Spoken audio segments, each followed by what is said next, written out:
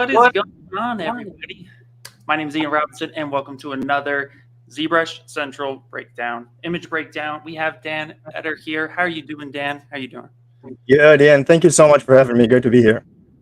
Oh, yeah, super excited. We have a lot of stuff coming up today that you're going to want to pay attention to. And if you are here right now in the stream, trust me, there's a lot here. so you're going to want to hang out with us. Before we get into that, though, let me real quick show you guys a couple links that you're going to want to check out to see the image that we're going to be breaking down today, as well as Dan's art station. So just going to share some links real quick in the chat.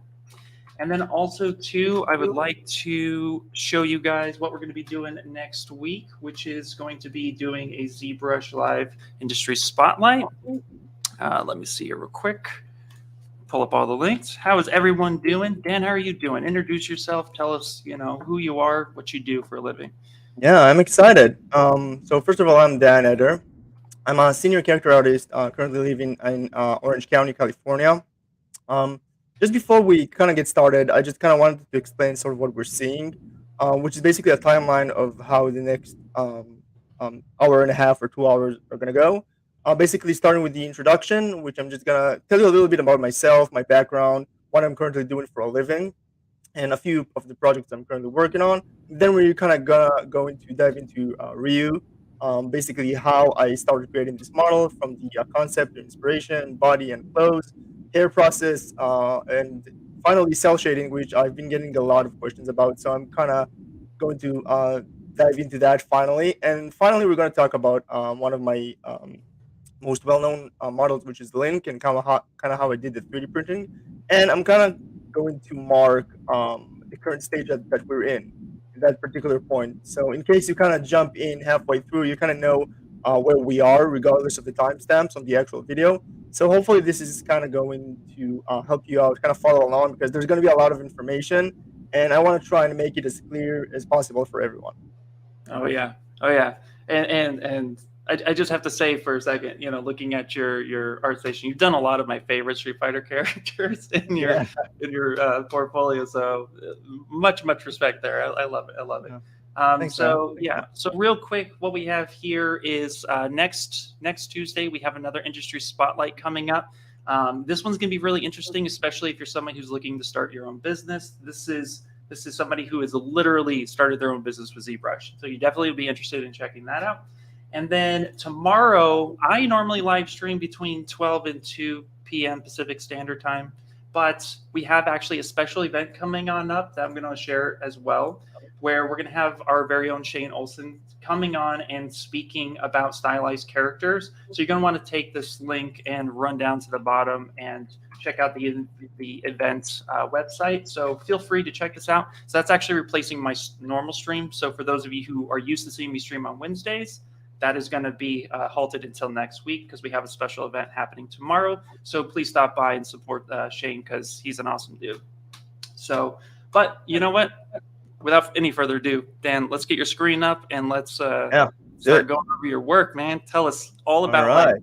I want to know everything, like what inspired you to do this, and let's just start there. What inspired you, man? Yeah. So let's just start with the introduction real quick. I can see that my screen is being shared now, which is awesome. And by the way, Shane Olson is an awesome dude. I can vouch for that. He's a good friend of mine, a great 3D artist. So he's awesome. So I just kind of wanted to show you guys a little bit about who I am. So as I said, I'm Dan. I live in Orange County, California. I'm a big Street Fighter fan and Final Fantasy fan. Some of you know my portfolio. I've been in the business for about 8 years now, and I've experimented with a lot of different styles over the years, mostly stylized and cartoony, but I've really kind of taken the whole cell shading aspect of ZBrush as sort of my wheelhouse, which I think is not as common as a lot of other techniques in ZBrush, which is why it's kind of gained a lot of people's interests and is something I'm going to discuss pretty heavily today. I'm not going to show you my whole portfolio, but as you can see, there's a lot of Final Fantasy pieces from Aerith, from Final Fantasy VII, all the way to Garnet, and another Aerith, and then another Aerith. As you can tell, I'm a pretty big Aerith fan. So a lot of Final Fantasy stuff, a lot of Street Fighter stuff. This is the Chun-Li model that I made. I think it was 2 years ago. And it's actually a pretty big step for me, just because I experimented a lot with posing, with rendering, with this one, which was a real treat. It's also kind of an early cell shading example. There was a whole rig behind it, which is really cool. And yeah, Wonder Woman, of course, is one of my most well-known models as well. I made that many years ago, I think 5 years ago now. Yeah. And that is one of my first experiments with this kind of technique. It's come a long way since then, but this is very special for me. It's also one of the things that kind of helped me get to where I am in terms of my workplace, and I'll kind of get to that in a bit. There's also the Queen's Gambit one, which is pretty notable for actually be purchased by Netflix themselves and turned into an actual game, which was just announced, which is really cool. That's I don't know. There's something very satisfying about creating a piece of fan art about something that you're doing, and then having it be acknowledged by the actual. Because this was just a mock-up, right? And then it was kind of acknowledged by the actual studios, which is really cool. And obviously, it was a great project to be a part of. So this is really cool. So that goes to show you, like, it's just because you're creating fan art, or you're just posting something, you never know. I mean, you don't know who's looking, and that's the cool part. Especially in our industry as character artists, you just don't know. So at the end of the day, when you're doing something out of passion, I know it kind of sounds corny, but when you're doing something out of passion, then you eventually get to where you want, because you're actually invested and you're enjoying it. You're not doing it just because you have to, or someone's forcing you to do it. You're doing it because you're actually taking a lot of joy and satisfaction out of it, which kind of the same goes for my Street Fighter characters. As I said, I'm a massive Street Fighter fan. So I started with Chun-Li, and then I did Cammy, which is also was a pretty fun one. Morrigan, who's not Street Fighter, but she's a Capcom character as well, and a very well loved one. I love this character. Yeah, I also like actually on that one how you had progress shown towards the bottom. You had a comparison, which is really neat. Day 3 versus day 15, just how much time can go into these characters and how you progress through, starting from block out all the way. It's like that's neat. I like it when artists show that. That's cool. Yeah, I think for me, when I started out, for me that was very motivating to see, because sometimes people think that you're supposed to make great looking models right off the bat, right? And sometimes it takes literally weeks for something that I'm creating to look halfway decent. So this is day 3. I spent like 48 hours before that just blocking this girl out, and she looked pretty bad. But you have to have a certain vision of how you want your character to look, and then at the end of the day, you're not going to stop until you reach that specific goal, which is kind of what I had with this one. Just because this is exactly the type of mood that I was envisioning when I started out, and it just took a while. But be patient. Don't expect immediate results. So yeah, I always try to show kind of like a progress screenshot. The same goes with my Wonder Woman, where she kind of started out like this, and then gradually I kind of added more and more armor, hair, cloth, a lot of that posing. So that's pretty helpful. And if you want to see some of my work in progress stuff, you can take a look at my blog. There's a lot of stuff that I think a lot of people haven't seen, like Goku, which is something I hopefully will finish, and a lot of other things that are a work in progress. But yeah, it's pretty much it. And yeah, I have this guy Omni-Man from Invincible, which is a great show. As you can see, this is where I really started to hone in on the whole cell shading technique, kind of trying to make it very cartoony as opposed to soft, like you would see in my Wonder Woman. So yeah, and this is my most well-known piece, which is Link from Breath of the Wild 2. I took some creative liberties with his outfits, but I think it ended up pretty cool. I had a blast working on this one. It actually got a lot of recognition, which is really fun to see. Yeah, I always have these kinds of 360 turnarounds, just because I think people like to see it from every angle. Yeah, it's awesome. Here's some references. Yeah, just to clarify too, that shell shading was done in ZBrush, right? This is all ZBrush. This is ZBrush. Yeah, this is Arnold, but this is all ZBrush. Every type of cell shading that I do is always in ZBrush, and I think a lot of people are just not aware of the amazing tools that ZBrush has in that regard.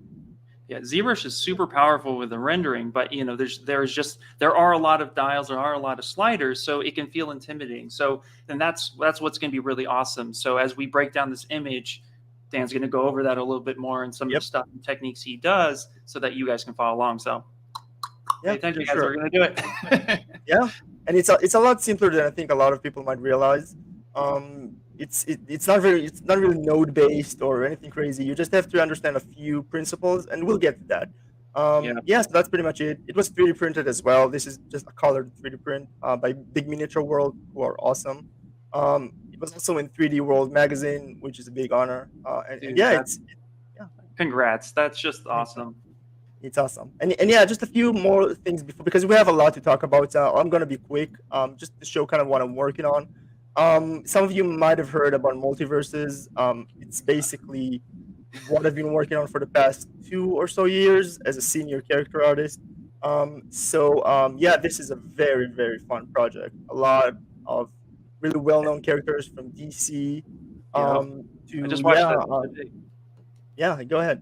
Yeah, I just watched that the other day. That was awesome. Yeah, so Game of Thrones, Steven Universe, yeah, Adventure Time, a lot of really cool IPs kind of all together. It's a really fun game as well. The open beta is coming out next month, so hopefully you guys get to enjoy it. I think it's an absolute blast of a game, and I'm not biased. It really is. So yeah, that's been fun. That's my full-time job, and I'm having a blast with it. And yeah, just lastly, one more thing that I'm kind of spending my time on is Memoria project, which is a passion project that I started a couple of years ago, just for fun. It ended up kind of ballooning into this 40-man mega project of people from Blizzard to Disney to Riot, Sony, animators, concept artists, composers, and it's pretty amazing to be a part of this, to kind of lead this project. So if you're interested in Final Fantasy, definitely check this out. It's been a joy to work on. So yeah, I've been keeping myself busy, as you can see. I mean, my whole life kind of revolves around 3D, and I enjoy it. I enjoy it a lot. So I don't see myself doing anything else. That's awesome, man. Yeah, the joy to create worlds and characters that live within them. Yeah, it's a special kind of feeling, I have to admit. Like that's actually where I fell in love with ZBrush too. So it's a complete relatability, man. It's awesome. Yeah, man. It's really fun. My whole life revolves around this, and this is just pure joy for me to be able to do something that I really enjoy. So yeah, it all started from video games, right? And we are here, and it's very satisfying.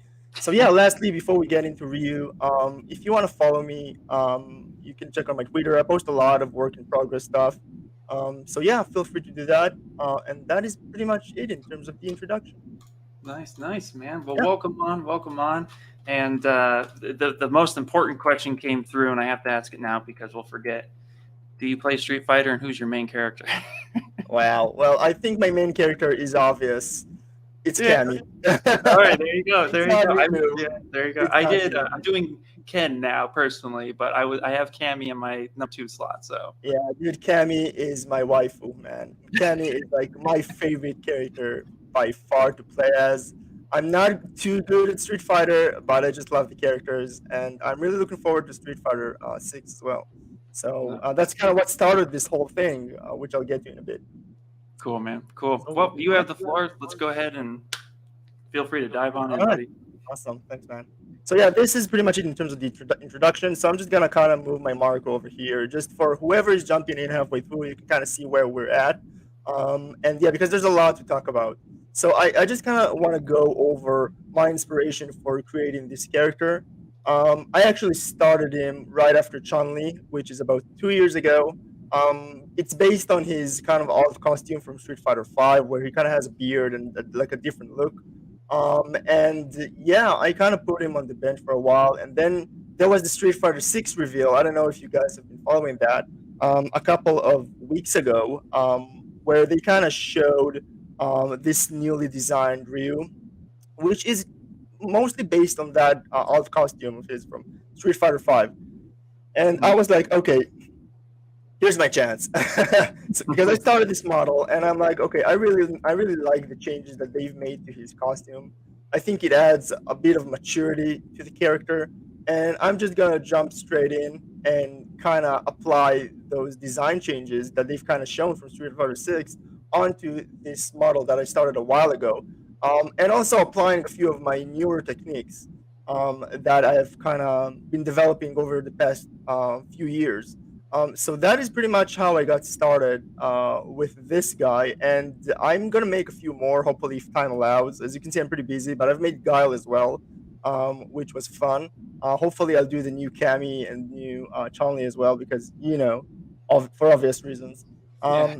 But yeah, so this was a lot of fun to kind of figure out, because there were a few challenging elements here in terms of how I create this character. A lot of this is stuff that I have never experimented with before, which is kind of my mindset going into a new project. I always try to find something that is new that I haven't tackled before, because you can always kind of do the girls, that kind of look the same, with same type of hairstyle or clothes, and it's fun, and I do that quite often.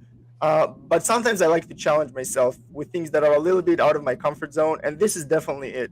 Starting from short hair, which I very rarely do, especially in this kind of style that I'm going to go over here in the next few steps, to the kind of torn robe, which is something that I've never done before, all the way to like kind of like the bandages, the wraps around his waist, his arms.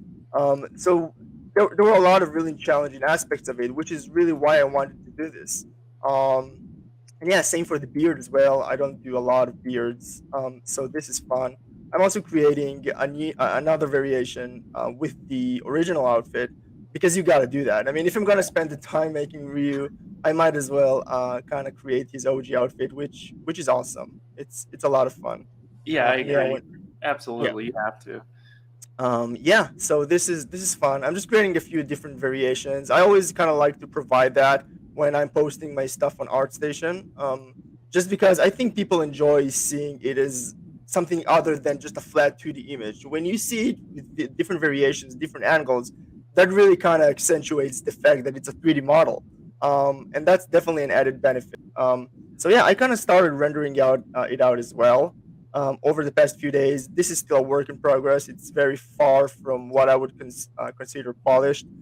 There's a lot of stuff that I have to figure out in terms of rendering. I'm not super great at rendering this type of Arnold render. It worked out with Link, but I think this one is going to be a lot more challenging, just because of the cloth. I mean, those tears aren't working for me at all, and a lot of other aspects that I'm going to have to figure out how I'm going to do. I might even experiment with XGen. I've never done XGen before. But I think it's about time. Yeah, it's definitely about time. No, and I think that's important to talk about too, is that, especially for anyone who's new here watching this for the first time, or has just seen a few of these, and you're trying to work in your journey as an artist, it's good to A, experiment, but B, to just, take that time to explore new ideas that you've never thought before. And if you're on a challenge, stick with that challenge a little bit. I've always found the most growth coming from those challenges. So yeah, I think that's great. And also too, I just want to point out to anybody in the chat, please feel free to ask any questions pertaining to what Dan's going over, and I will make sure he gets those questions. Yeah, awesome. Thanks, Ian. Yep. So yeah, that's pretty much it in terms of where I'm at with this model. It's probably going to take another week or so, just because I really want to provide a lot of extra content, same as I did with Link. So I want to have like a clay render. I want to have a clean 360, which I'm not able to do right now. It's almost there, but I think a few aspects still need some work. We're going to make some progress today during this live stream, particularly with the hair. And hopefully I'll be able to kind of wrap this guy up cleanly over the past week or so, if time allows. But yeah, it's been a blast working on him, and we'll kind of dive into how I kind of reach certain results looking at this particular character in terms of techniques, in terms of workflow. So there's definitely a lot to kind of go over. And if anything is unclear, just feel free to like Ian said, kind of ask that question, and hopefully we'll have some time to go over it towards the end. Yeah, let's get started. Let's do it. We Right, did have a question come in about materials, because your materials look really fascinating on screen. What materials are you currently using on Ryu? Are you referring to this viewport image or the render, the Arnold render? No, the viewport. What's currently Yeah. in your? It's basically a skin shade. That's one question that I get a lot. Like, wow, how do you create these materials? This is just a regular skin shade, but it's modified. So let's go over that real quick. That's actually a great segue into what we're gonna do. So this is all a skin shade except for the ring. I pretty much use two materials exclusively for my colored sculpt. So skin shade for pretty much everything, and this material for metallic surfaces, which is MAJE shiny. It's very good. Both of these are modified, so don't expect to get like perfect results right as you use them. So let's kind of go over what I had to do to kind of make this particular look to the material. Just a few general tips that I always do. So first of all, kind of increase your ambient. A lot of times you would start with something like that, which creates it looks nice, but I like it more flat shaded, even during the viewport. So I always like to kind of crank up my ambient a little bit, lower my diffuse, and then you get a generally flatter look, which I personally enjoy a lot, even outside of the actual rendering. So that's one thing. I usually keep my specular level very low, something like that, again, to kind of fake that 2D look. Um, and also wax modifier. So I always use just a little bit of wax because without it, I think it looks good as well. But I like to add a little bit because it kind of gives it a bit of a soft glow. You're gonna have to enable that through the render properties. So just turn on wax preview, kind of go to the material settings and increase the strength on your wax modifier, and then you kind of get this nice look. Don't go overboard because it's gonna look like this. I mean, we don't want this guy looking like a candle, right? So I think just kind of keep it tame. Next up, yeah, there's the mixer, and this is kind of where the magic happens. A lot of people are not aware of these features. This is what I've been using for a long time before I started kind of rendering them out. And yeah, basically it's very simple. So you have two options that I use here. You have outline, which is pretty much the strength of the outline. You don't want to go too far with it because it's just going to look a little bit muddy. But if you turn it all the way to 0, there is no outline. So I like to keep it very subtle, usually like a 0.25 or so. And then the depth is basically the thickness of the outline and how much how deep it kind of goes into your model. So if you put this at like a 2 or a 1, it's pretty extreme. You don't want to get this result just because it kind of eliminates all the detailing that you kind of worked on. So again, I keep it pretty high, like usually like a 5 or so, and then I keep the outline pretty low. And that's just for the viewport. That is outside the cell shading process that I'm kind of gonna go over, because a lot of what you're showing that you want to show should be the viewport, because I think it kind of shows what your model really looks like, right? Outside of just all the bells and whistles that you're kind of adding with the actual renderer, you kind of want to make your model itself look pretty good. So yeah, that's pretty much it in terms of the actual skin shade material. And yeah, as for the metallic material, I usually just kind of like to reduce the opacity. I don't want it to look too extreme. I don't want it to look too realistic. So usually I just play around with the opacity a little bit, but it's pretty basic. That's pretty much all I'm using. Yeah. That's really cool, man. Yeah. So it's pretty basic. So a lot of people think I have these super crazy materials that I kind of create. No, it's very basic. You just kind of have to understand the principle of what makes your model kind of look better or more 2D. Now this is sort of like a side note, but this is super important for anyone who's watching. Please never ever have something like this. Wait, not this, like that. Oh, you kind of can't see the background. Always have a flat background, because when you have this kind of gradient, like a black to white gradient, it distracts from your actual model. So always basically go to document, drag your back kind of box into like a specific color, and just use that. I think it really complements the model a lot better. I never use gradient, but that's my personal preference. But I think a lot of people kind of think the same. Yeah, I think a lot of us, I think a lot of us just turn the range down. I've seen that. That's a big trend where you just take that range, slide it up. Yeah. To zero. Yeah. So this is exactly. So a lot of people kind of show their models like that on ArtStation, and I've seen some really incredible models with this kind of background, and I think it's just distracting, to be honest. So that's just a personal preference. You can always take it to Photoshop and add a background. It doesn't have to be flat for the final render, but for the viewports, I personally would suggest something like this for sure. You mean you don't use red wax anymore, man? I mean. Oh yeah, so that was my next point. So this, look at that. Oh, it's beautiful. Red wax. I did a whole stream like that one time for man. Christmas, just for fun. Man. And you weren't fired? I'm surprised. No.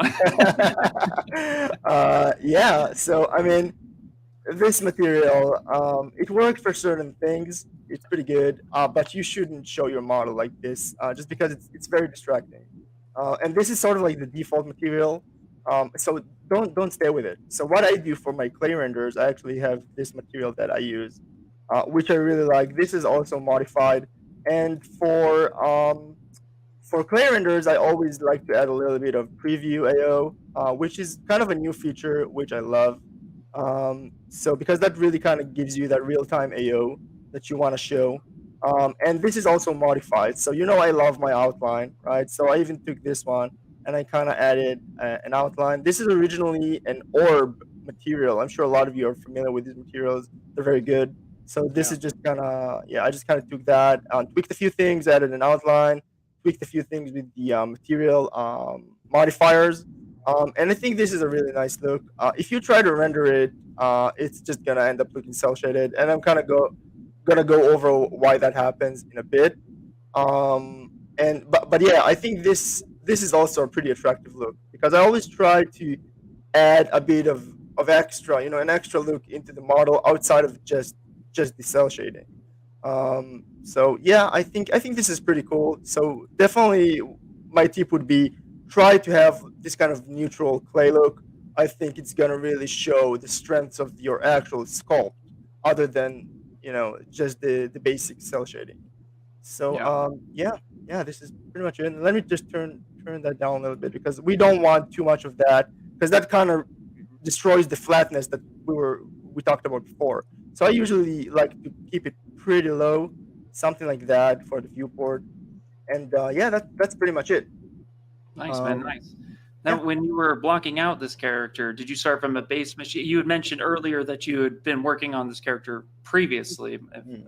So how did that start? What did you start with coming back into this character, and how did you start the block out process? Yeah. So in the past, I used to start every character from scratch. I think it's good practice. I think if you're just starting out, or even the first few years of you being a character artist, I think it's definitely good practice. So what I do when I do that, and I still do that sometimes when I don't have a base mesh, I'm just gonna pull out my my tablet real quick. I always use a mouse. By the way, I'm a mouse user. I think a lot of people are gonna be shocked. Wait, what? Yeah, I use mouse like 99% of the time. People don't believe me when I say it. But yeah, I do. So, but when I'm sculpting, you have to have that kind of the pressure sensitivity. So I only use my Cintiq when I'm it's a waste of a Cintiq, I know. So basically what happens, let me just kind of go over this real quick. So when I'm creating a new character, I think a lot of people have probably seen those time-lapse videos. I think they're very common, of how you start a character. You basically just kind of, you can either start with like a rig, like a Z-sphere. I usually start with just a regular sphere, and I just kind of shape it, right? So I just kind of take this. Well, let's find that sphere. Yeah, I take this, and then you want to work symmetrically, and then you just kind of gradually start shaping your character. Super basic stuff. You've all seen it. You create a neck, you create a nose, and all that. So this is actually how I created this character, but not in the way that you might think. So basically, for most of my newer characters, I start with a base mesh that I've created. because unfortunately I don't have the luxury to spend, I don't know, days or weeks creating characters from scratch. So this is basically a base mesh that I created a couple of years ago. I use it for Omni-Man as well. So you can see their anatomy is kind of similar, and there's no shame in doing that because you want to be effective. Because if you're working in the industry, chances are it's not going to be easy to create portfolio pieces just because you have so much going on, from freelance projects to full-time employment to side projects and all of that. So there's no shame in using a base mesh that you created, because that's why you created it. So with this one, basically what I did, what I like to do is work asymmetrically. So I like to use a base mesh and then kind of pose it first, and which is pretty unusual. I like to pose it pretty early on, and then sculpt on top of that. And the way I do that, you might notice something weird going on here. He's posed, but he's still symmetrical.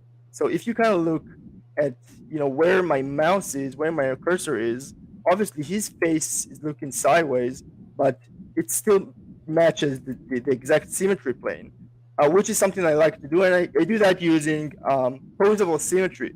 This is really cool. I think a lot of people are not aware of this feature. I used to work symmetrically all the time, but then when I pose the character, I kind of started noticing a lot of issues with it, which is why I moved to posable symmetry. All you have to do is make sure that the topology is completely symmetrical, and then ZBrush kind of calculates it, and if it works, it's like, yeah, go ahead, it's symmetrical, and this is really fun. So once you have that, you can kind of start sculpting, and you keep that symmetry plane, and it's a really nice trick. So I would definitely recommend it. Yeah, it speeds up your work so much faster too, especially because I am somebody who gets into posing very quickly because I come from statues, and so I've always fully decked out character, then posing just never really worked. So I always went to pose first, and then I worked the muscles how they should be and how they align. So I found that trick out pretty early too, and it was really cool. So yeah, highly recommended. Play with that stuff. Yeah, I agree, because that's kind of taking the sculptor's approach. I always think when I lose my symmetry, I always think during the Renaissance, people, the sculptors didn't have active symmetry to work on, so they kind of had to just take a look at their character or their subject and kind of understand the symmetry outside of their capabilities. So don't be alarmed about creating, because this only helps to an extent, right? Because if you have to add clothes, it's not going to be quite as easy, right? So you can kind of mark, mask certain things and kind of extrude and create the clothes. But when it's asymmetrical, it presents another layer of difficulty. But I actually kind of embrace that difficulty because I feel like it makes me a better artist, because I have that as an extra challenge. And sometimes asymmetry can be a beautiful thing because it makes the character a lot more organic and just a lot more believable than just a simple symmetry plane. So I definitely recommend it at a certain point. Take your character, pose it first, and then start working on it using posable symmetry. So I think this actually goes a long way. So that's kind of how I created this character. You can see the topology is actually pretty good. At a certain point, I actually lost my topology. I think I Dynamaxed by accident or something. So yeah, that happens to everyone. Happens to those. Yeah, it's painful. But again, that's more just another piece of challenge that you're just gonna have to tackle. What you can do, I recommend it tremendously, is use ZWrap. I don't know if you're familiar with it. It basically projects a certain model's topology onto another model. So this was very messy. This was just a dynamic model, and then I took my original base mesh and I just wrapped that existing topology on top of this one, and that worked out beautifully. It takes a while to kind of get the hang of, because you kind of have to mark the certain areas in your model that you kind of project. But when it works, dude, it works beautifully, and it even gave us the polygroups, which is very useful, right? So you have all of these split up into separate polygroups, which makes it very easy to isolate, right? So I can always kind of grab this one, kind of lower my subdiv level, and then you can kind of open his mouth. As you can see, it's beautiful. Yeah. Yeah, pretty much, yeah, something like that. And then you can just clean it up if you want to have like facial expressions or whatever. This is pretty cool. And again, this is still all symmetrical, very useful. So yeah, that's kind of how I approached it. Nice, man. Nice. Yeah. Yeah, I love the fact that you use posable symmetry. Again, I can't. I definitely encourage everybody who's watching to try that. It's really neat. As long as your X symmetry is perfectly symmetrical, try posing it. Try it with one of the base tools that ZBrush comes with first, and just kind of play around and get a feel for it. It'll change your world. Definitely. Absolutely, absolutely. And I just discovered it recently, to be honest. And I think it's great. I think it's great.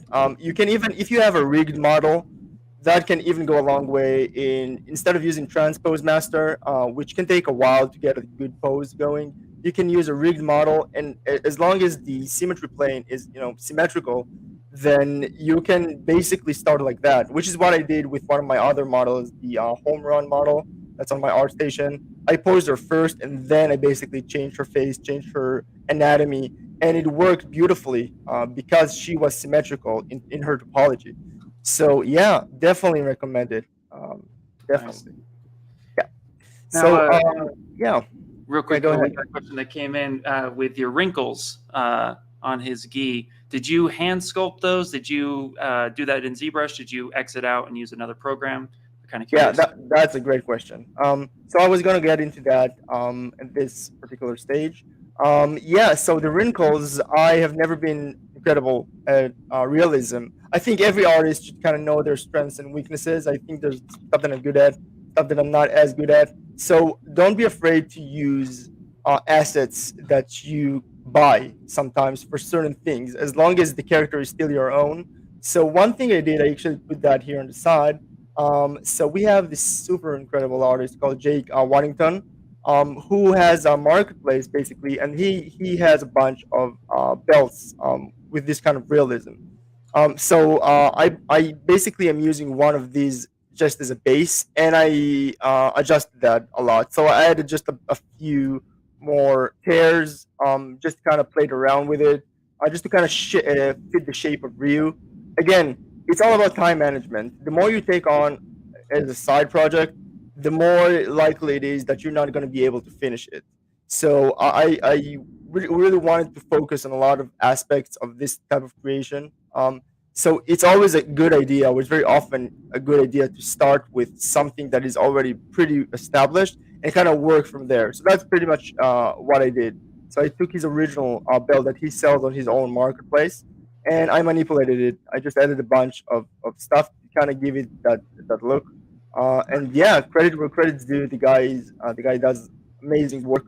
And if you can afford it, and if you want to support other artists, go ahead and do that. I have my own stuff on my store as well, which people use a lot. I have my base mesh, which I'm selling, that people can use, and I'm all for supporting other artists because everyone needs that support, both financially and just in terms of giving them a shout out.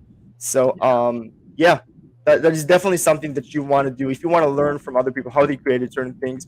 And I actually examined this a lot. So I actually looked at this and I kind of tried to analyze how did he get this certain type of definition, or basically how he created these little shapes right here with snake hook probably, and he used slash for this. So it's a really great way to learn from other artists, just like everyone's doing now by looking at this live stream. So always be open creatively to other ideas, because that's how you learn. Nice. I shared the link of Jake's art station in the description, so if you guys want to follow that too, so you can see where Dan pulled that. Go ahead and check it out. Perfect. Thanks, Dan. Yeah. And another shout out I kind of wanted to give is this. So I got a few questions on Twitter on how I kind of created this little ring piece, because the concept for that you see here in the original official release is pretty vague. Getting that pattern, it's kind of hard to see what it is. So you definitely have to take a few creative liberties. I did the same thing with Link, because you can only see him from certain angles. So I kind of had to improvise and adapt. So I kind of did the same thing here. where I basically created this. I had this pattern, and this is another shout out. Let me just do this real quick. So oftentimes I create an original pattern. If I have to have a specific shape that I want, I would go into Photoshop to create a seamless pattern. But oftentimes when I can go with various different patterns, then I would look into other people's resources and support them as well. So that's another profile, H&M Studio. It's not the H&M you probably think. They have great patterns that they're selling, very affordable, beautiful stuff. So basically what I did is I created this ring. This is pretty much just a primitive, right? I created this ring and then I unwrapped it this way, right? So basically you create a perfectly straight UV shell. You take this, you can do this in Photoshop. I did this in Substance Painter. I basically used one of these patterns that I really liked. And just mask. Whenever you do that, you basically you load this out as an alpha. You basically import that shape that you created as an alpha. And then you can go to the actual mesh that you're using. Let me just show you real quick. You know what? You can even grab this. Okay. So we have ring, and then we have this shape over here, right? So this is basically the shape that I created using those existing patterns in Substance Painter. So basically what you want to do, you know what, let's just duplicate it. So yeah, not everything. Let's just duplicate this guy right here. I'm going to just kind of get rid of those subdivision levels just to kind of show what I'm talking about. And yeah, this is using the metallic material that I like to use. So basically what you do now, you can just kind of subdivide it a few times. And then you have the alpha that you created. You can you kind of need to flip it vertically because that's kind of how ZBrush works. And then you can go to masking and just mask by alpha. So once you do that, this is a really cool trick. So now it's subdivided. So I'm able to kind of use this alpha that I created in Substance Painter using the pattern. And then that basically creates a super clean mask, right? So what I like to do is basically use something like this and then inflate, right? We probably don't want to go overboard. So probably something like this. And that already creates a pretty cool shape. As you can see, I kind of played around because this area is under the robe. So you can definitely fake these things because it's not going to be visible anyway. But now you have this, which is really cool. If you want, we can even subdivide it one more time. So we get a really clean looking result. And then you kind of do something like this, right? So this is really cool. Now, if you want it to look even better, what I like to do, and this is another trick that I think a lot of people are not aware of, you go to Z plugin, ambient occlusion, compute. Yeah, I can see Ian's. I do it all the time, man. I do it all the time. Yeah, this is awesome. This is one of my favorite features. It's a very easy way. I wish it was as easy as that in other texturing applications. This is just wild. So basically what it's doing, it's creating that ambient occlusion based on the actual surface that's going on here. And then you can even go to masking and even boost that a little bit.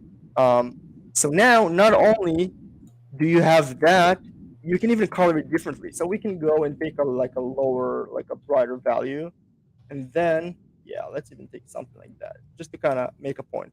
And then you have two different values. You can even go kind of darker like that.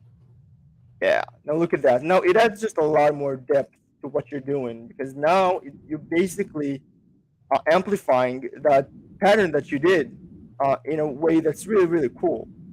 So you can do that, and you can basically, what I like to do when I'm doing this, let's do it one more time. So you go to ambient occlusion, you hit compute, just kind of gonna calculate the surface normals.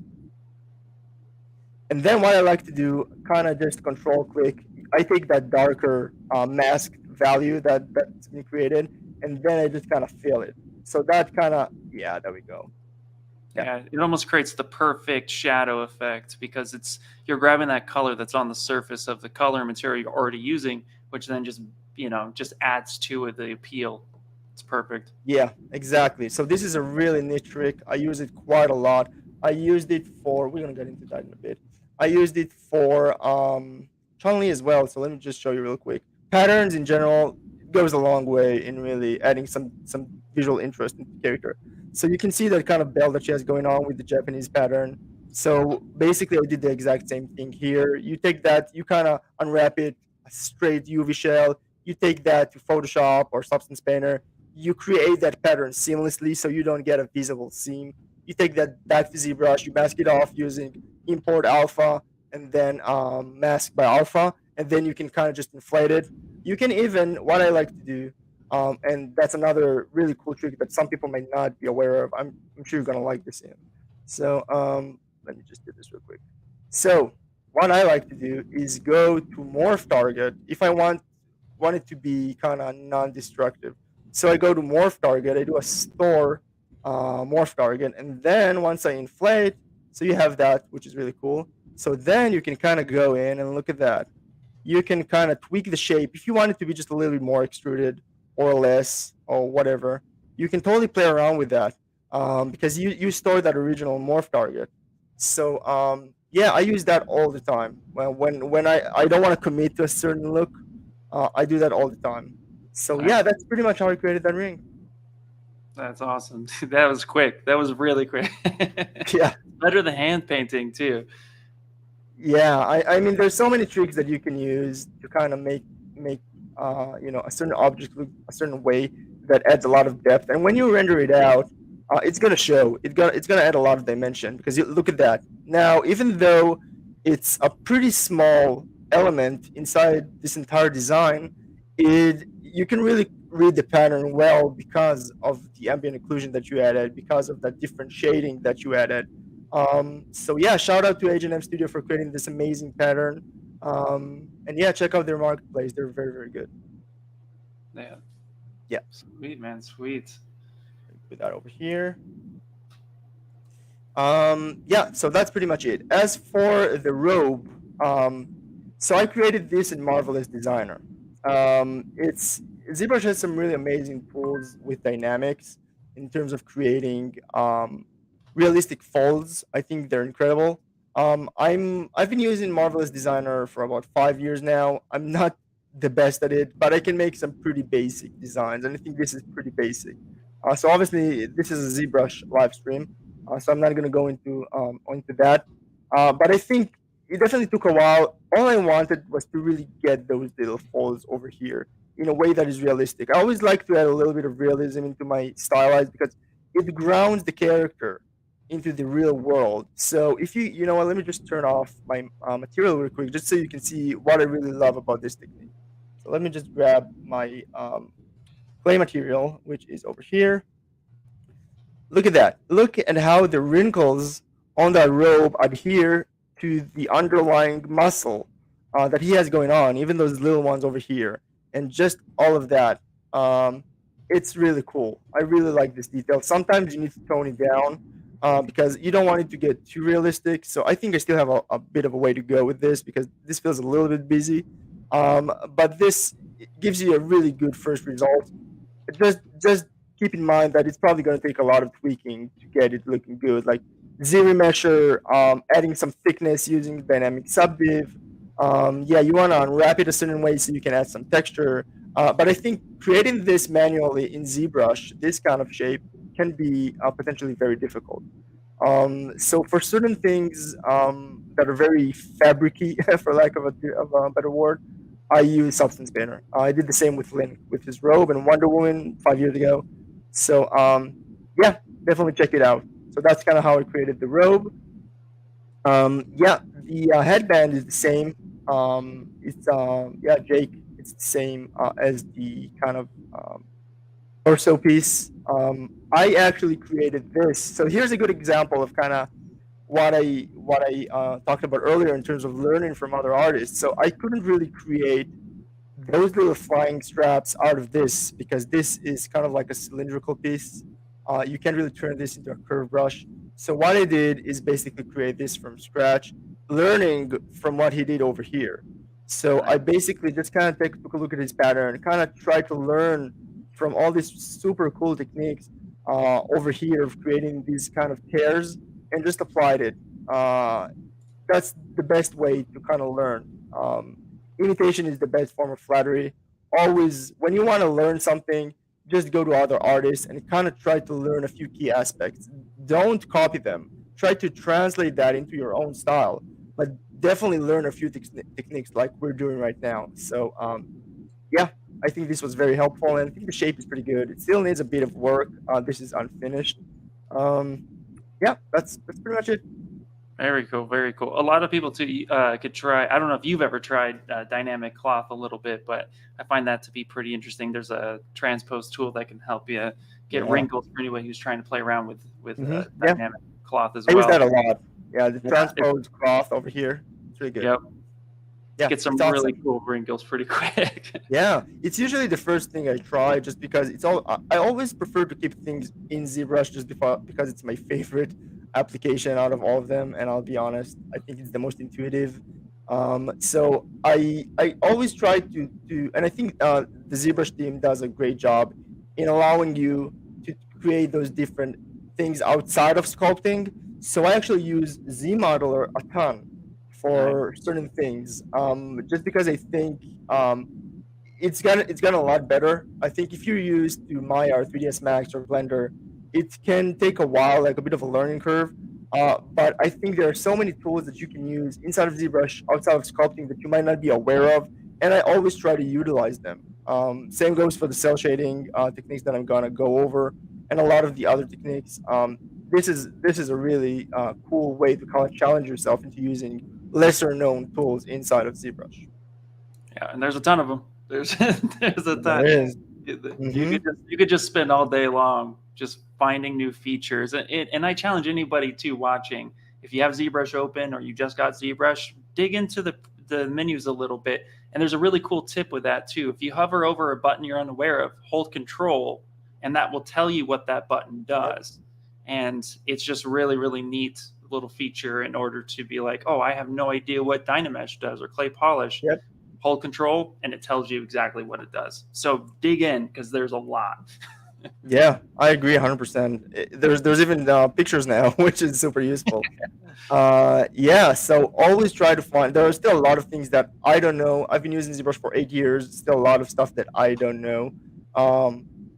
Like this array mesh or nanomesh, I barely ever use it. But you kind of learn what you need to do your thing, and always be open to learning new things when the need arises. So that's kind of how I learned to use all these different techniques, right? Like with the mask by Alpha or the cloth dynamics, because sometimes it's right under your nose and you might not realize how easy it is to create these things in ZBrush. So always just kind of try to learn. Yeah, that's pretty much it. That's pretty much it in terms of clothes. Yeah, I think we have everybody just kind of entranced right now. Awesome. So, again, if anybody's new, don't be afraid to ask any questions. Dan will be more than happy to answer them. But yeah, just keep on going. I love it. It's great stuff. Awesome, for sure. So that kind of covers the clothes, I think, and the body. Yeah, let's kind of move forward with the hair process. You see, this is so useful for me because I would have blacked out if I didn't have this. So. I think there's a few people here that are like, show me that hairbrush. Oh yeah. Oh wow. So this is kind of like a Pandora's box. This is like a whole. I'm kind of trying to make sure we're on time because there's still so much to cover. But I do want to go into my hair creation process because this is, I think, pretty new. It's a fairly new feature in ZBrush, and a lot of people ask me about hair. So I just want to cover it real quick. Go for it. All right. So I have a whole tutorial series up on YouTube kind of showing how I do hair, but admittedly that is an older technique. So I just kind of want to show you 2 ways of creating hair, and then I'm going to dive into this because this is a little bit more involved. So let's start. All right. First of all, let's kind of, let's hide the hair beard folder. Yeah, look at him. No eyebrows. He's bald. Yeah. Because that's one more thing, by the way. I don't know if you've noticed this, but I have everything kind of categorized into folders. This is also a relatively new feature, which I'm absolutely loving. It makes everything a lot easier when you put those into their own categories. So yeah, I have the hair and beard under just one folder, and that makes it very easy to kind of turn them on and off whenever you need. So Yeah. yeah, so let's just kind of do that real quick. Okay. So here's basically the first step of creating hair, and this is going to be pretty quick because I don't want this to take all our time, but just the basic understanding of how it works. So basically, you always want to start with a block out. You never want to subdivide right off the bat. You never want to get it too detailed right off the bat. You're basically just laying the foundation of what you want to create. So the important step is kind of to look at the reference. Now, I will admit that I took some creative liberties with the hair because I wanted it to be just a little bit different. I think both hairs look kind of cool, but this is kind of what I wanted. It's pretty similar, but I took some liberties. And then you kind of shape it. All right, you don't want it to look pretty. You don't want it to look pretty. You just want to kind of define the basic shape of how you want the hair to look. So I usually start everything with a sphere. That's just me. I know some other artists use other methods. They might start with like a cube, or they even start with modeling in Maya or something, just to kind of create that. I always like to start with just a basic sphere and Dynamesh. So this is too high for me. So what I always do, I always go to Dynamesh. I always have polish turned on. I know this is unusual. I always have polish turned on just because it really cleans things up. And then, yeah, this is too low. And then you just kind of Dynamesh it. Yeah, this is what you want. This is very low, very easy to work with. And you're basically just defining the shape. So what I use is basically smooth, inflate, move, and snake hooks. So I have those all in shortcuts. So yeah, so Shift V for me is snake hooks, and I think snake hooks is very useful for kind of moving things around, along with move and pinch as well. So I kind of want like the tips of his hair to be a little bit more, just kind of pinched in. So and then I want just a little bit more depth. So then you can always kind of create a little bit of that. You can inflate, and then you know what, we can even use this as reference because that is basically the result that I got. So you always want to kind of define your groups. Basically, I create hair groups, right? So you kind of start with that. You move it around, and then feel free to duplicate. You don't always have to start from scratch. So you can always kind of duplicate. Just kind of take that here, rotate a little bit. Always feel free to move the rotation of your gizmo using Alt, drag. This is very useful. I like to kind of position it in a way that makes sense for me for the sake of rotation. So you can always just kind of take that. You don't want it to look repetitive. This is not going to cut it because you can tell that this is a duplicated mesh. So always kind of rotate it around just to kind of create that variation. Make sure that it makes sense in terms of where the hair is coming out of, basically the root of his hair. And that's basically how you get started. It takes a while. It's definitely a bit of a tedious process. But you just duplicate it. So now you can either put this in the same subtool as I did, kind of create auto groups, and then you can kind of just manipulate them like you want, right? Or you can just basically split it up into a separate subtool, which is what I normally like to do. That way it preserves your gizmo orientation. Because now, if I wanted to move that other one, let me just isolate this real quick. If I wanted to move that other one, so the gizmo is basically still bound to the other. So I always have to move it around. So I just like to create a ton of different subtools for that. So yeah, that's basically how you get started. I know it looks like, how are we gonna go from this to this? But believe me, that's how you do it.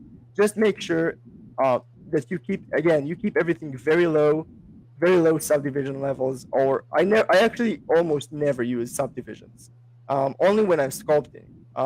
Like 99% of the time, I use either Dynamesh or dynamic subdiv, because that is a lot less destructive. And there's also a lot of things that you can't do once you have subdivisions, like IMM brushes or some topology tools in ZModeler. There's some stuff that you can't do once you have subdivisions. So I really like to keep it as simple as possible for as long as possible. It takes me sometimes even weeks to subdivide something. Just when I really feel like it's final, that's when I'll start to subdivide it. Nice. Yeah, so that's pretty much it. So let me just kind of get rid of this. So as you're going through that, what are your top 3 underrated tools in ZBrush that you absolutely love? Okay, so we're definitely gonna go get to the rendering aspect of it, which I think everyone is waiting for. I think this is very underrated. VPR filters, um, generally speaking, I think it's just incredible. And I'm just gonna blow the lid off of that. So I think a lot of people are gonna enjoy kind of using these techniques. Preview AO is awesome for viewport stuff, as I kind of mentioned. And there's so much other stuff. You know what? Let me show you something that I really like, that I use all the time. I think a lot of people are not aware of, which is basically using creases and using the stroke tool. Let me kind of show you. Let's say you want to create a certain strap or a certain shape, right? So what I like to do is go to Z modeler. You do that using BZM, right? And then you create like a certain edge loop, right? I use this all the time. Then you go to stroke. You can just kind of turn this off. You can frame mesh by creased edges. So now you have this. So what this does is basically allows you to create some really cool shapes using that existing stroke. So basically, I really like to go to strap, curve strap snap, or curve tube snap, and do something like that. So now this is giving me a lot of control because I can shape it however I want. So let's say I want to have this around his torso, right? So I can even do something. Let me just kind of do that. I can even do something like that, right? And I can just kind of roughly shape it because I want a belt around his torso, right? So you can just kind of roughly shape it like that. Always look at where your crease is creased edge loop, basically. You do that, and then you basically go to stroke. You do this little thing. You go back to curve strap snap, and look at that. Oops. A little bit big, yeah. And if you have sometimes, I think this is too many polygons. I want, again, same principle, as low as possible. So what I like to do, I go to curve step. I kind of put that on my custom UI. You can do that through stroke. I go to curve step and I just kind of crank it up a little bit. So instead of a 0.5, I kind of put it as a 1. So this is nice and low, right? And now you just get rid of this. And look at that. This is now, we can just delete hidden. We can just kind of go here. And one more thing real quick, because I don't want to get sidetracked. So I want things to be as easy as possible for me. So having this type of thickness is making things a bit difficult because once I manipulate it, you're going to get all types of varying thickness around him, which is not what you want. So what I really like to do, kind of let me show you how that works. I think one more thing that a lot of people might not be aware of. Basically, again, BZM, go to ZModeler, you go to polygroup, right? Put this on a separate polygroup, and now I'm going to get rid of everything else. Now I only have like a one-sided plane. The good thing about this, let me turn on double. The good thing about this is once you go to dynamic subdiv, which is, by the way, the most incredible tool in ZBrush, in my opinion. Dynamic subdiv, I can just marry that. Yeah. Yeah. So I turn on what I always do. I turn on dynamic subdiv. I turn off the smooth subdiv because I don't care about that right now. And I turn on thickness. So what you have right now is basically procedural thickness, non-destructive. So when I hit Shift D, it goes back to being the one-sided plane, which means that no matter how I manipulate it, the thickness is always going to stay consistent. I'm not going to mess with the thickness, which is really cool, which makes things very, very easy. So you can just kind of play around and just kind of re-add that, and you can add a little bit more thickness and a little bit less thickness. You can even kind of control the offset. And look at that. This is a really, really cool tool to kind of use when you want to start off low and kind of work your way up. Way better than extruding, in my opinion, because when you extrude, you get really inconsistent topology and it doesn't always work. And if this isn't good enough, you can always kind of insert a bit of that. And you just, you can just kind of play around with that. You can always go to, do something like that. Look at that. If you want to like create a belt, for example. So yeah, you can, and then you can add a crease to that, which is really cool. Right? Let's add a crease. Let's add a crease here. Let's add a crease here as well. And now we can add those smooth subdivs. I'm loving all the little Easter eggs and gems here. Yeah. But Yeah, dude, it's all you guys. You created it. I mean, way to go. So yeah, you can add just one more. You can apply. So now we've applied the thickness, which you can always turn off by, you can just kind of remove that. And now when you hit dynamic subdiv, you're gonna get a nice looking belt, because you basically put in the creases, right? You can't really take a good look at it now. But where's my favorite? Okay, material. There you go. So this is a pretty good base for a belt, and we did that in like what, a minute. And it's very easy to manipulate. You can always add a bit more. So yeah, that's like a long-winded response to your to your question. Start off low. I guess bottom line, always work low, very low poly count. It's gonna be very easy to control. So let's just get rid of this. Please don't crash. Oh, exactly. Very cool. Very cool. Okay. Yeah. So yeah, that's pretty much it. So back to hair. Right. Real quick. Let's see how much time we've got. Oh, we got time. We're good. We're good. Cool. So let's go back to the kind of strand that we created right here. And you know what? I'm just gonna. You know what? Let me just turn this off. Let me just delete this one. So I just kind of want to show the technique that I've used for years. Let me just get rid of this one because we don't need him. So let me just kind of show the technique I've used for years. It's also on my tutorial series. I think it's very good if you want it to be a little bit simpler, which is basically using the famous DE hairbrush. DE does not stand for Dan Eder, like some people think. It's Dylan Ekran, who is just an amazing artist. So it's this one right here, DE hair tubes. You can find it off of his Gumroad. It's an incredible brush. I've used it for years. So here's the way it works, real quick. You take that brush. I usually use this particular brush, thick A, this particular mesh. Then when you want to create, it's basically a curve brush. So you can kind of just create that curve. Thing is, it's inverted. I usually like to start with, the root and then the tip. So what I do, I always go to stroke. I go to curve modifier, turn on intensity, and just kind of invert that, like that, right? So now you have a nice shape.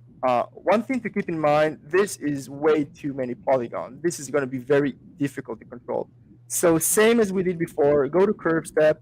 I usually use a very high value. I like things very low poly. So like a 1.5, and now it's even better, right? So yeah, this is too high. So you can go just go back to 1, then you can do something like that, right? So let's just kind of define this real quick.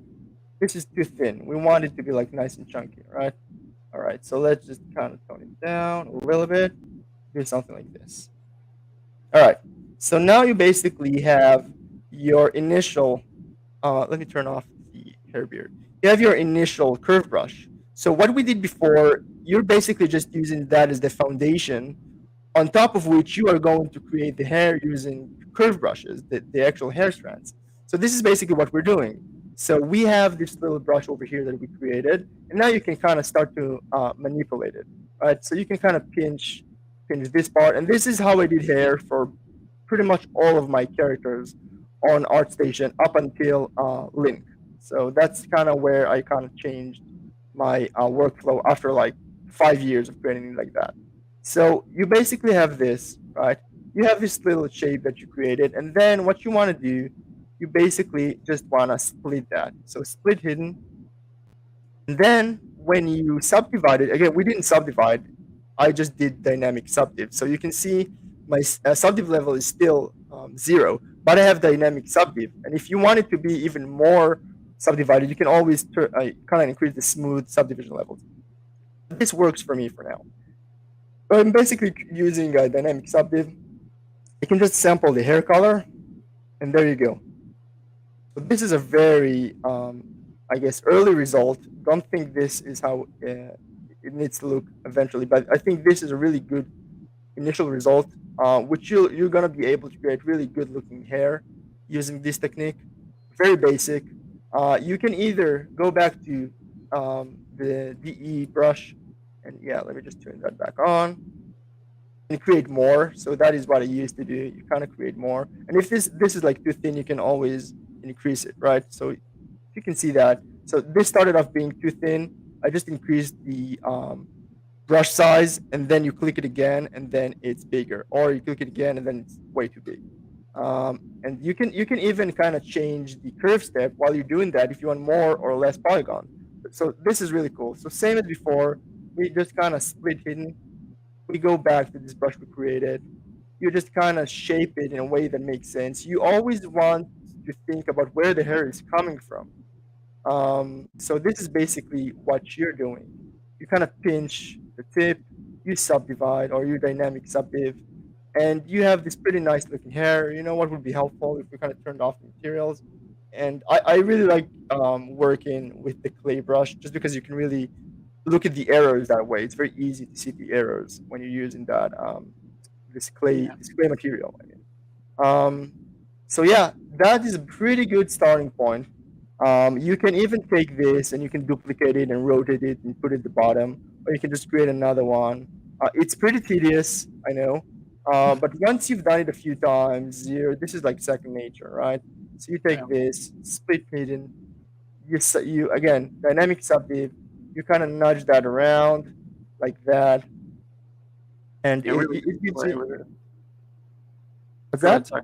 I was going to say, you just really play with it because, you know, hair is a character all on its own. It has its own body language, its own shape, its own interaction. So it's great 100%. 100%. You should always think. Yeah, you should always think about gravity. You should always think about how am I going to make this hair look organic and non-mechanical, non-repetitive. Never just duplicate it and kind of position it, because you're going to be able to see that it's basically a duplicated mesh. You want to play around with it. So let's say we want to create some diversity. So we take this little strand over here, and we can just kind of overlap it a little bit, just so you see that. And then we can kind of just pinch the end a little bit, like that. And now it just creates a much nicer shape. And you basically do that. And it's very important that you think about the hair groups. So this is one hair clump. What we're looking at right now, this is one hair clump. You can even put that in its own folder, because you just want to make sure that the hair doesn't go all over the place. We're gonna go over this in a bit, but that's basically how you do it. One more really neat trick that you can do. Let's say you have this, and you kind of want to nudge this a little bit, but the geometry is not going to allow that because you don't have enough geometry. So you can always go BZM to ZModeler. You can just kind of hover over an edge loop. You can add a few. Let's say you just want to add a few just to give you a little bit more control over, over the amount of polygons that you have without subdividing, because you don't want to subdivide. So now you can add just a few more. Just kind of nudge it around. Look at that. Now you have a lot more to play with without subdividing it. So ZModeler is a very strong tool, which I really recommend. It's a great way to get custom geometry. You're increasing the geometry level, but you're not subdividing. It's Absolutely. nice, you know. Yep. Yeah, that's a great Exactly. Always keep things low. Subdividing creates a lot of difficulties. So you wanna leave that for the final stage. And there you go. Now you have this. You can also add creases if you want. If you want like a certain shape to be a little bit more creased, you can always go to crease and then add that. And then you have this little crease over here, which is pretty nice. Sometimes you want that look. Or you can even remove. I do that a lot because I'm seeing a lot of really hard edges right here, which are a little bit too much for me. So what I like to do, I go to BZM, I go to delete. You can also do that using insert and then kind of alt click, and then you just remove that edge loop. So if we do that for a few of them, look at that. It's a lot softer than before. So you just want to play around with making the hair not look mechanical. You want it to look organic. And the way to make it look organic is just creating some variation in edge, how hard the edge is, or just creasing, or just removing some edge loops. You can always, if you're brave, you can go to smooth, make it super low, like a 3, and then you can smooth it. But don't just smooth it regularly because you want to keep the shape. So what you can do, you can shift, click, stop pressing shift, and then when you smooth it, you basically retain the shape. It's not just a regular smooth that kind of, you look at how the strand is getting so much thinner. when you do that, basically shift, click, stop holding shift, you create a silhouette, the exact volume. So I do that all the time when I want to retain the, the exact thickness or volume of the hair strand. That's another neat trick that I think very few people are aware of. Yeah, that's a good one. And if anybody's trying to learn ZModeler for the first time, or you're still a little like unfamiliar with it, I just dropped a link for an Ask ZBrush that actually does. It's building a tire with ZModeler. So go check that one out too. So that way you can come back and follow along with these tips if you're just a little unfamiliar with ZModeler. Yep. That's pretty much how you do it. You just take your strands, you kind of play around with them. But I do want to kind of go over my new technique. This will give you incredible results. Yeah. Sorry, I'm going to interject real quick. Yeah. What inspired this new technique? Because I've seen this style for years now, and everybody's using it and everybody's loving it. So I'm curious, like, what made you want to break away and try something new? You know what? The best way to kind of demonstrate that is just by showing you something real quick. So you can still see my screen, right? All right. So I started working on Link in August 2021. This hair was complete, right? So for me, this is the way that I used to do it for like 5 years. As you can see, the hair is pretty good. This is like a blog post of mine. As you can see, the hair is pretty good. I think it's nice and detailed. It's stylized.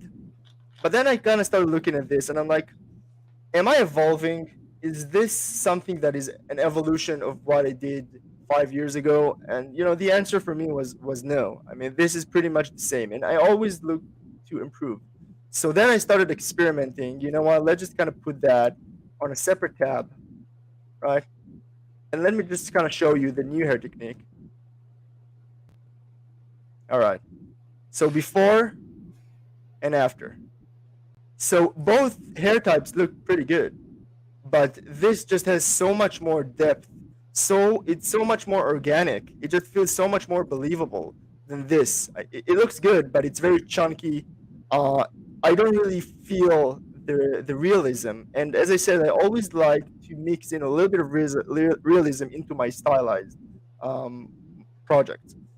So I think once you go and use this technique, it just gives you so much more to play with, because you have so many more strands that you can kind of manipulate. Just look at how that front one is kind of falling down, and then you have that one that's kind of loose, and this flyaway over here, and different widths and thicknesses for different strands.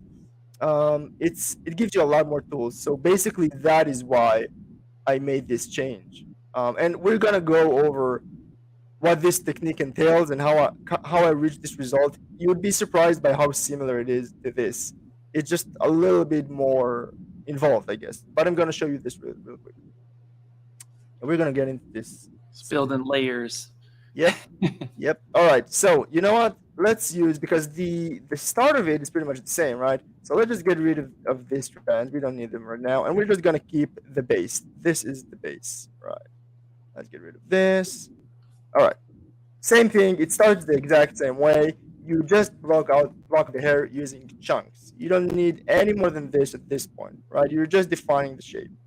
But you know what we're gonna do? Because I left a bit of the hair unfinished, let's just do that on the actual hair, right? Okay, and this is still a work in progress, but this is using the exact same technique as Link. So let's kind of bring back the colors, because the colors do play a big part in it, in adding that extra depth. As you can see, there's some texturing going on here because we want to create that depth. So let's just take this and let me kind of show you the new technique, right? All right. So again, as you can see, exactly what I showed you, this is what I started with. Basically just chunks, Dynamesh, ZBrush, whatever. You just want to define the shape. So let's just isolate one of this. I just Control-Shift, click, split hidden. Now I have this on a separate subtool. And here's the trick. Okay, I'm gonna spill the beans. So there's a new feature in ZBrush which I'm just in love with, which is called Curve Alpha. All right, is this the one? Yeah, that's the one. All right, it's called Curve Alpha. What this does is basically it mixes a few of the features that I kind of showed you before, of using an alpha together with a curve brush. which is really cool. Because what this does, it basically takes one of these shapes, right? And it basically creates a curve brush out of this. So let's say we're grabbing alpha 10, which is like a star alpha, right? And then we're kind of creating a curve. So look at that. Oops, what did I do? All right. Look at that. Look how cool that is. That's like a neon cat, however you call it, thing. Look at that. It's basically, yeah. You know. Yeah, that might be my next project, actually, looking at this. So basically, it creates that original alpha that you see on the left, and it creates a curve brush out of this. So it might seem like a cool little gimmick, but if you think about it, the options are limitless once you have this. So what did I do? Okay, let's get rid of this. All right, so I can use the same curve that I have, but let me just go back a little bit. I just picked a random one. I was just experimenting, to be honest. I was just like, let's see if we can do something using this. So I just kind of tried this one, right? It's alpha 23, and this was completely experimental. I had no idea what I was doing, but I kind of wanted to see if I can come up with a new hair technique. So I used curve alpha brush and then alpha 23. And then I did the exact same thing, and then look what happens. Cool, right? It's pretty cool. It's pretty cool. It almost looks like XGen almost, but this is not good enough, right? Obviously, because it still looks a little bit dirty. But it's the exact same principle as the star. So if you kind of take a look at this, this is the exact same number of spots as this little brush alpha over here. So that's basically how I started. Now I was like, maybe there's a little bit of potential here. So it's going crazy. All right. So let's bring back that strand real quick, right? All right. So now I have both of them. Now let's kind of shape it a little bit, right? So you have, just make sure you have lock start, because you want the root to stay in the exact same place, and it does that automatically, which is cool. Just kind of roughly shape it to match the underlying chunk that you created. You just kind of click away, and same thing as before. You just kind of Control-Shift-Click, split in, and we can keep the original shape just for now for reference, right? Now we have this. It's pretty cool, but it's not good enough, right? Because this is just too thin. So there's a few things we can do. So the first thing I do is just kind of nudge it in place, right? I just kind of want it to match that original chunk that I created in terms of its overall shape, right? So I just kind of move that a little bit like that. Cool, nice. I think this works for now. Obviously, you're still going to manipulate it later. Then you can kind of go back to this and kind of just nudge that in so it doesn't intersect with what we just created. Yeah, okay. So one thing I do to address the fact that it's so thin is basically just use inflate. You know, it's pretty straightforward. So my friend Ian showed me a really cool technique to kind of inflate in a procedural way, but I forgot. To inflate it, go ahead and hold the control, and on that square, the yellow square. Yeah. Oh, there we go. Look at that. Look at that. Yeah. You basically open up the gizmo, you hold control, and then you can kind of drag that, which is really cool. It's really cool. It's still not really procedural, but it's another way. What I usually do, I just go to inflate. I have this over here in my custom UI. I just kind of just go very, very low, right? So I just always increase it by 1 until I kind of get the thickness that I want. So this is like a little bit thicker than this, right? This is still a little bit thin, but this will do for now. Now, this looks pretty good, right? You look at it and you're like, yeah, I guess this looks like hair. That's fine. Let's kind of nudge this in place.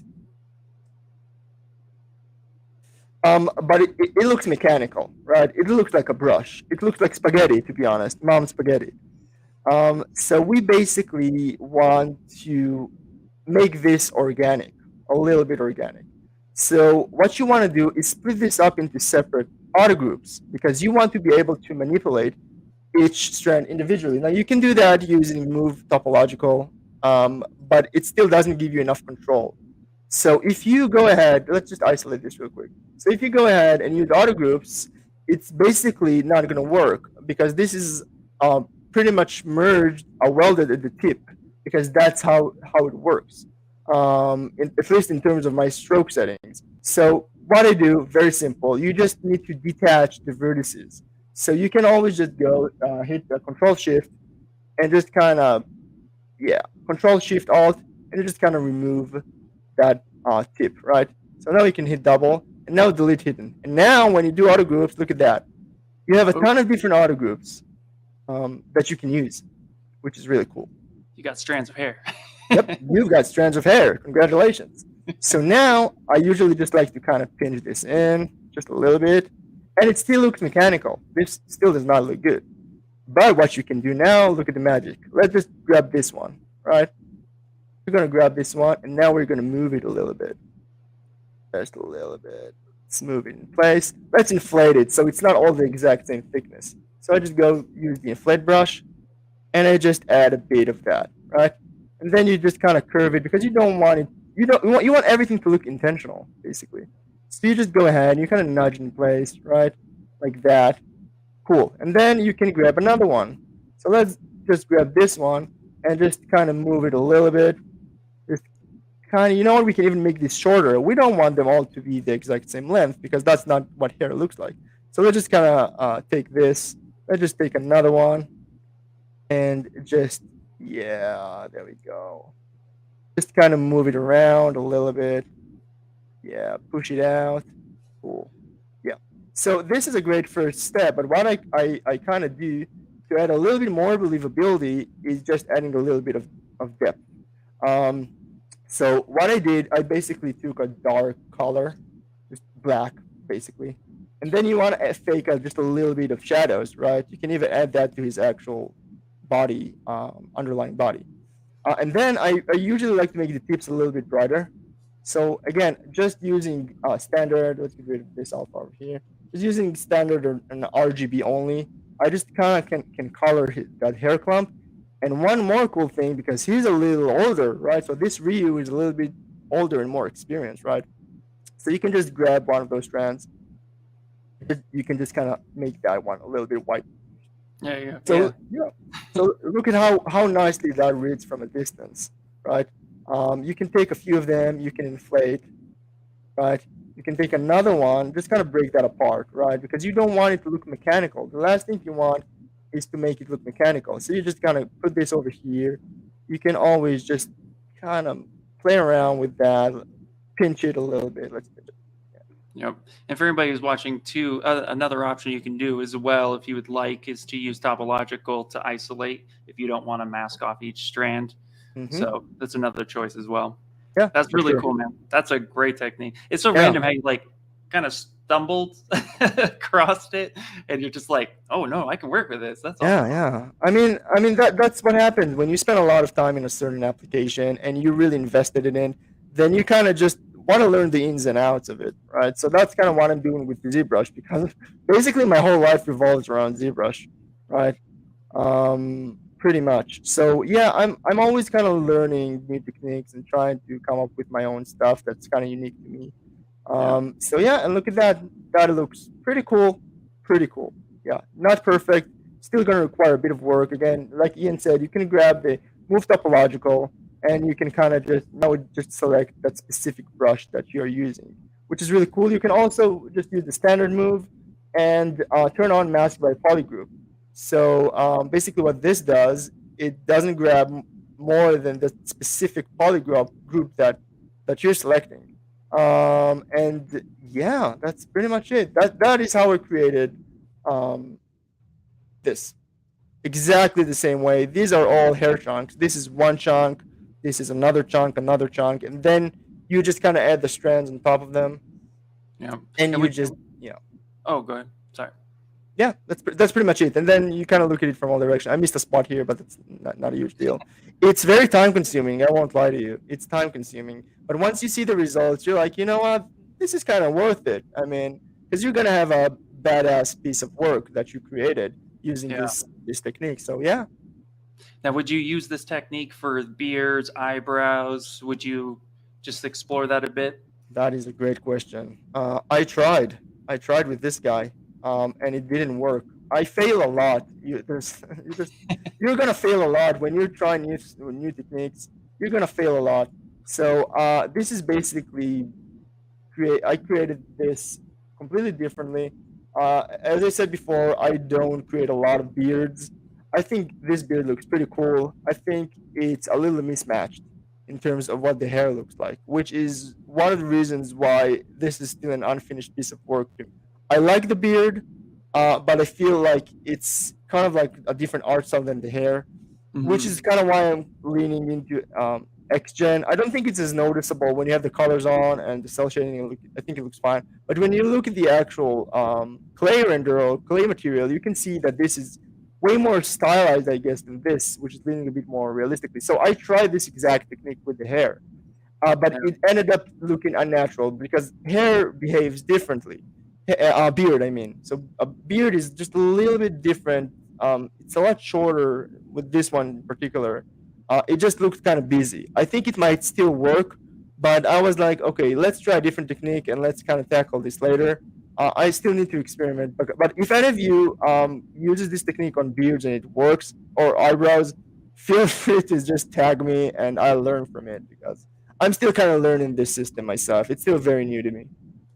No, that was okay. I mean, because you know that the technique the technique itself is still very similar to what you've built over the years, with just creating a chunk and then applying a shape to it and then adding more to it and building up on layers. So this is like just that next evolution. So there's still room to grow and play with all at the same time while exploring. So it's so cool that you could share that with us. Yeah, and I hope people learn from it. I think that's the best way to learn from other people who've kind of experimented. And yeah, just try. I'm sure that someone who's watching this right now would evolve this technique even further, and then I would learn from that myself. We're all a community of artists, and we're all learning from each other, and it's a collaborative effort. So that's basically how you evolve an art style or art technique. That's super awesome. That's super awesome. Well, I know we're going to be moving into your overview of shell shading, but we did have a question come in too, and I feel like we'll be moving away from hair, but I wanted to ask it because I didn't want to forget it. The eyes of this character is really popping. So we had a question asked, you know, how did you set up the rendering for the eyes? Anything special on that? It's really captivating. Nothing at all. It's as basic as it goes. I'm actually going to replace them for the final render because I would not consider these accurate, as you can see. I usually have different eyes for the cel-shaded render and the Arnold render. So if you take a look at this right here, which is what I've started working on, the eyes don't feel real at all. They feel very kind of cartoony. That's because it's still using these eyes. They use for they work for cel shading, but not anything else. So the way I did it, it's basically you have, as you can see, it's just ZRemeshed. You have the sphere or half a sphere. You have another submesh or basically polygroup for the iris, and then you kind of have another one for the pupil. What I like to do with my cel shade render is just kind of create this little highlight, because when you don't have that, the eyes feel kind of dead. And it's very easy to do. You just hold control, you go here, you just select mask circle, and then you can kind of do something like that, right? And then you just kind of flip it, take the white, just take a white color and just fill object. So now you can even see that, you can even kind of see this line because it's different meshes, but you can't see that from a distance. So there's a lot of trickery involved, right? So if you kind of zoom out, you don't see it. So it works. It's definitely temporary. When I go to Arnold, I have a completely different setup for eyes, where it's just a lot more realistic with cornea for reflections, the whole shebang. Yep, that's pretty much it. All right. Any other questions before we move on? Do you paint in ZBrush? Do any of these actual colors in ZBrush move over to your final renders, even in something other, like Arnold? Oh yeah, absolutely. So it kind of depends what I'm working on. If it's just a portfolio, a piece, I try to make things very, very quick. So in order to take it to Arnold, there's a whole another step of having UVs and having it somehow be projected. So what I like to do is, if I'm short on time, I'm not going to UV it in Maya or in any way that's going to take a long time, because I'm just going to get demotivated. I just want to keep the passion up, especially if this is not going to animation. This is not going to be animated. I just want to be able to have this as a workable model. So what I normally do, so this guy, because it's using an existing base mesh that I created, he already has UVs. So I basically create all of this in ZBrush, right? So this is what it looks like with just flat colors. It's not going to cut it. It doesn't feel realistic. So you just want to add a bit of shade. You probably know how this works by now. You just add a little bit of redness. You want to add a little bit of gray in his chin just to kind of signify like a stubble or whatever, just like a 5 o'clock shadow. Just shade it where it makes sense. And then once you have that and you have UVs, you just go to texture map, and then you just create new from polypaint. So now I have this, right?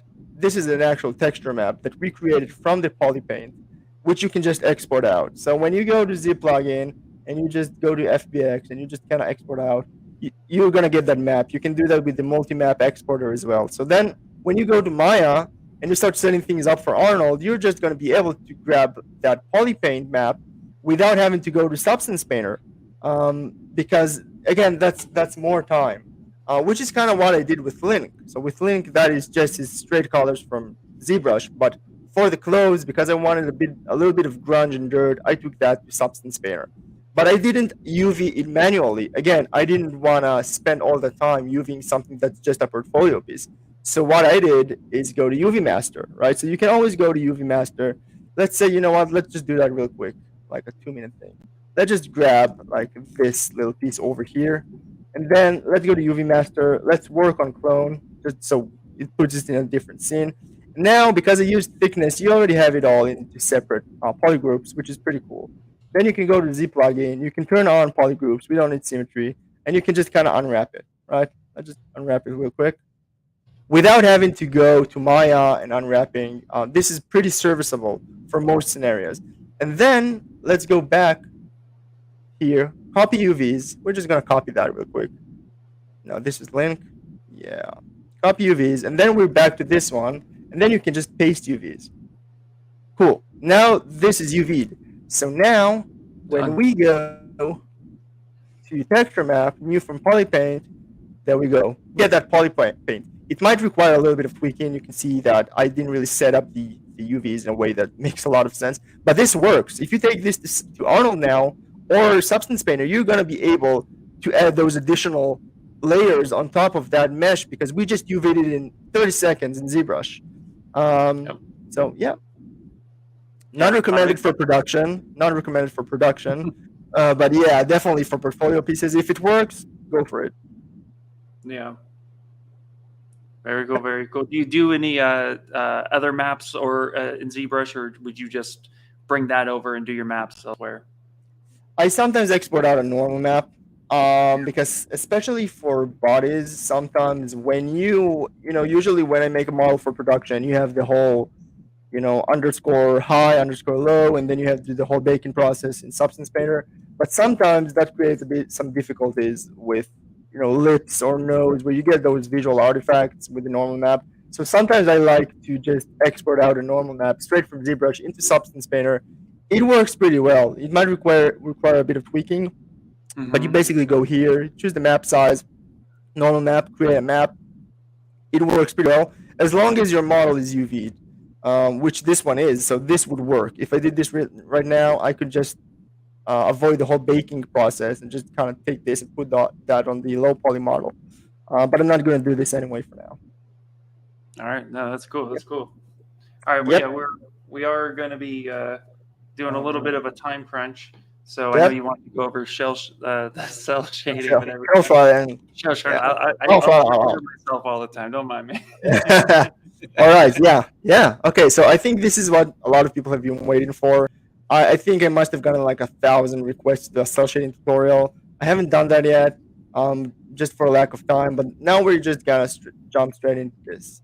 There's a lot to talk about. I'm gonna give you the basics. I think you'd be getting enough tools to kind of get a head start on this. So this is what we're kind of talking about. Okay, this whole cell shading technique that I've been using for years, that is kind of unique. And you don't see a lot of in ZBrush. A lot of people don't even believe that this is a ZBrush render just because it's pretty unusual.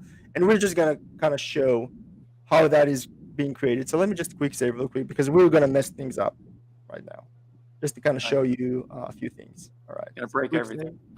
Yeah, for sure. You always want to break it. Don't fall in love with your model. Feel free to take risks, kind of mess things up. I mean, there's quick save for a reason, right? There you go. Yeah, exactly. Yeah. Built there to experiment. Yeah. That's how you go places. You just experiment. Did we lose the? Oh nope. All right. There we go. There we go. Cool. All right. So let's just render this guy out real quick, and then we're gonna do the same for base Ryu because he's cool. But let's do it for this one right now. All right.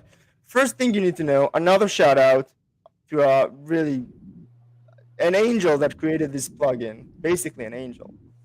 It's called where is it? It is called So Much NPR. Wow. This is, I think a lot of you might have heard of it. It's really cool. It basically what got me started with this new cel shading technique. You're not going to get this result right off the bat, but it's a really good place to start. What this does is basically create this intuitive UI for the BPR filters that you're going to end up using. We're going to show how it works. But I definitely recommend getting this as a starting point, just because this is going to set those things up for you to then play around with and manipulate. So first of all, grab this plugin. It's amazing. Yeah. And then just, you see I have a bunch of tools. I'm not going to play around because it's going to break my scene, and I just kind of want to show you that in the render layers. But that's basically what it's creating. So let's just dock that over here real quick. Right. Just so we can play around with it. And you know what? Let me just grab this guy, put him over here, just so it's all in one place. Let's render it out. As you can see, the render is super quick. It's like 3 seconds. And I don't have the strongest PC, but it's just set up in a really simple way. So, okay. Here's how it works. What you see over here under render are the BPR filters.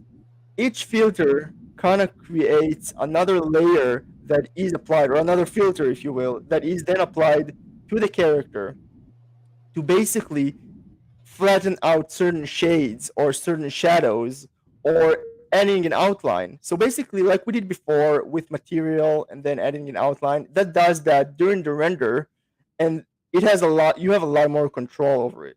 So let's kind of take a look at how these work, right? So first thing to kind of figure out, when you see these little F1, which is like filter 1, filter 2, you have this little circle over here. If the circle is empty, it means that basically the filter is turned on. So if you see that this is kind of blocked, like putting a cork in it, I know it's kind of confusing, but this is kind of blocked. So which means that you're not using this particular filter. So if you look at the amount of filters that we're using, that's quite a lot. That's pretty much all of them, other than F2. Yeah. So basically what's happening is that you have a whole list of filters over here. Some of them you might dismiss as, not interesting. I don't know, like saturation, pretty straightforward. But some of these are actually pretty phenomenal. So let's just go over these one by one real quick. So the first one that I'm using right now is filter material shading. What this does, let's see what happens when I turn this off. Look at that. Basically, it turns off that effect that we have going for with the really soft shadows, right? So we have those really soft shadows that are being created. And then when you turn this off, it basically changes that look, right? So it's just a lot of experimentation. When you have this material shading, the more you play around with it, just look what happens when we increase it. It ends up looking a lot more, I guess, flat. But if we decrease it, it starts having a lot more, I guess, depth in terms of the shadows. You want to play around with it. You want to find the kind of look that you want. Because for me, this is too dark, for example. So I usually like to have pretty soft shadows. And you can also play around with the opacity, right? So if we turn off the opacity, it's going to bring us back to that result, right? So that is the first thing that you're going to get. Basically, filter material shading, that's the starting off point for the cel-shaded look, right? This is blocked. We're not going to look at this. The next one, this is kind of something that you don't have to use. I think it's kind of turned off. It's just contrast. I like adding a little bit of contrast to my renders. Another material shading right here. This is a big one because this is pretty much your primary light source, quote unquote, just to kind of define the look of your character. So you notice that he's very yellow, like there's a very warm kind of lighting setup, and that is because of this front color. So if you went ahead and turned this blue, suddenly it's like a night scene, because that is basically the primary light. It's not an actual light. These are all filters, but this is basically dictating the look. And as you can see, that really affects the way the character looks. So if we take this all the way to white, it looks a little blown out. If we turn this blue, it's like a nighttime scene, right? So what I like to do with this particular character is just have a little bit of a warm kind of light source. I think this works. This is kind of what I'm trying to evoke. And then when you play around with the opacity, he can either look really like a little bit blown out, but this is really cool. I think this is also a really cool look. Or you can just play around with the opacity. So just experiment, right? Just take these BPR filters and just kind of experiment with getting the result that you want. What I used for this one, I want it to be a little bit tame. So I used like a 59 opacity or something like that, just because I think this is a look that I want. And it's really cool, right? So this is another layer of material shading. And just feel free to experiment with everything you have here, because this is going to control the way it looks. This is basically how I reached this result. I did it for the first time, I think, with Omni-Man. And then one really cool trick that you can do is load from projects. So once you have it on one character, you can just kind of take that specific project, and then it's going to copy paste all those values into your new project. It's not going to look great because it's not a one solution for all kind of thing, right? One size fits all. You're going to have to tweak it per character, but it's a great starting off point. You can also save it and load or freeze. All of that works. You don't have to start from scratch every time. So this is really cool. I'm gonna real quick. There was a question that's talking about the assigning roles of the filters. So what he's using is BPR filters, and each one of the individual filters you see, F1, F2, F3, is basically a layer that you can turn on and off and assign a different effect to that layer. So the little circle at the top, you can actually click that. That will turn it off or turn that on, and then you'll be able to kind of stack these effects on top of each other to get the desired effect. And that's what's happening right now. Exactly. It's basically a stack, like in 3ds Max where you have like a stack, layer stack. It's basically what's happening now, but with filters, and it's really cool. So if you want to turn it off again, just click on this little circle thing, and it's going to turn it off. You don't have to use all of them. For example, I have this one, which isn't really doing anything, so we can just turn it off. It's a saturation one. It works sometimes, but when it's too high, it's going to mess things up. So we can just turn this off for now. Another one is this is sharpen. Again, it doesn't do a lot. A lot of these aren't really used. Just play around with them. So let's turn this off.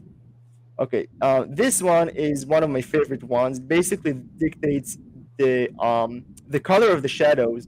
I've always really liked kind of like purple shadows. As you can see, this is the color of my shadow. If I increase it, it's going to be even more pronounced. And it gives the character kind of a soft feel, which I really like. So if you turn on the paint, the paint parameter, it's going to go a bit crazy, but I think this is really stylized and kind of comics inspired. So I love this. I almost always I started using the purple shadows with Link, but you can kind of do whatever you want, right? So you can even make it a little bit orange or a little bit blue. Depending on the character, this can actually work pretty nicely. If you go here and you kind of put this in a nighttime scene sort of thing, right?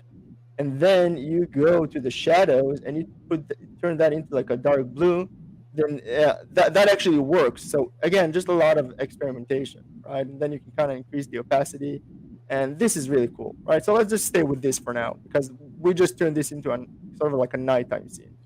All right, next. So flat shading, this kind of just adds a little bit more of the background, kind of flattening out a little bit more. It doesn't do a whole lot, but I think this, we can turn this off for now. Okay, this is the big one, or actually, this isn't as big as I thought. Basically, outlines are very important in creating that whole cel-shaded look. outlines is an essential part of cel shading. You don't always have to use it, but I do. I love outlines. And you're encouraged to play around with them. So basically what's happening now, I have two outline filters. I have F9 and I have F11. This is outline edge, right? Which is basically the external outline. As you can see, it's pretty subtle, but if you look like at his neck, the back of his neck, that is the external outline. And then I have this one, which is the internal outline. You don't always want the internal outline, but I do because I think it kind of adds a little bit more detail. If you look at the wraps on his waist, so doing that really kind of accentuates that pattern, which is really nice. But again, play around with it. I had to play around a lot with this particular character because what I had initially did not work. So if you turn down the opacity, he starts looking a lot less detailed, but a lot more flat, which you might want. But if we turn this all the way up to 100, then you really just look at his nose, right? Suddenly you start getting a little bit of a lined kind of look around his nose and his ears as well. So you want to play around with this. This is really cool. This is my favorite one. Okay, this is the rim light. Rim light is everything. It really adds a nice dramatic effect to your character. You have to be very careful with it. Were you saying something, Ian? Oh no, I was agreeing. I was like, yeah, rim lighting is that makes that separation from your foreground, your background, really makes it pop. Yeah, it's awesome. What I normally do, rim light can be a little hard to control. So what I normally do, and I'm gonna go over this once we wrap up this section. I usually like to take this as a separate layer in Photoshop and kind of control the degree of rim light that I have, because sometimes it can lead to unflattering results. But with this case specifically, I think it works really well. It adds a really dramatic kind of rim light to his back. Again, you can change the color, so now it's blue. You can make it purple. It's really cool. The options are limitless, right? So, but I really like the classic warm and cold setup where you have like a cold kind of lighting environment, and then you have like a really strong warm rim light. And if the rim light doesn't work for you in its initial position, you have this little area over here, right? This basically dictates the location. So if we kind of move this around, look at that. Another one of these really unknown features, I actually just discovered this with this character because I was like, I'm not liking the because this is how it was set up initially, and I didn't think it worked at all because he's getting that rim light in his face, which is kind of defeats the purpose of a rim light. So I was like, let's see if we can change this. So then I just kind of started playing around with it, and then I just kind of nudged it to the other location, and now I'm getting the result that I want. And you can really play around with it a lot. Yeah, that's really good. Yeah, that's again, and that's half of this is just exploring. If anybody's like trying to follow along exactly to the T, it's really just exploring the shapes and the lighting and just kind of seeing how it affects your character. So it's really neat to be able to just get in, like we said earlier, just break stuff, move sliders, see what happens, write that down. Yeah, that's my favorite part of this whole process, is just kind of playing around with it and kind of trying to tweak it to your liking. I think it's really cool. You can always turn this off. Sometimes I turn it off completely because this is also something that I really like. It looks kind of really flat, and I like that. But just make sure it's controlled, because looking at his hair, I'm not really liking what it does to his hair. I think it kind of clashes because now it really makes his strands look super thin. So again, I would probably just take these to Photoshop and just kind of remove that, mask off that, and we'll do that in a sec. You just kind of mask off that portion of the hair because, again, you just want to control it. Don't let it control you. You know what I mean? Just control it yourself.